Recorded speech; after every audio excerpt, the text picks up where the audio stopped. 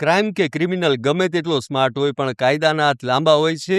છેક ઓડિશાથી CID ક્રાઇમની team ગુજરાતના ગારિયાધારમાં ત્રાટકી અને જેની ધરપકડ કરી તે જાણીને આખું એક ગામ અચંબામાં પડી ગયું છે. ગારિયાધારના પરવડી ગામે જ્યારે ઓડિશા પોલીસની ગાડીઓ આવી ત્યારે કોઈને અંદાજ નહોતો કે વાત આટલી મોટી હશે. પરવડી ગામના સરપંચનો પુત્ર મિલન ગુયાણી અને 5 ટોપરાનો વૈભવ કોશિયા આ બંને પર આરોપ છે ઓડિશામાં 9 લાખ રૂપિયાનું ઓનલાઈન ફ્રોડ કરવાનો. ડિજિટલ દુનિયામાં બેસી છેક બીજા રાજ્યમાં બેંકના ખાતામાં ગાબડું પાડનાર આ જોડી ટેકનિકલ સર્વેલન્સમાં ફસાઈ ગઈ. ઓડિશા સીઆઈડીએ છેડો મેળવી સ્થાનિક પોલીસની મદદથી આ બંને શખ્સોને દબોચી લીધા છે. સફેદ કપડાં અને વગદાર છાપ ધરાવતા સરપંચ પરિવારના પુત્રનું નામ ખુલતા જ પંથકમાં ચર્ચા જાગી છે.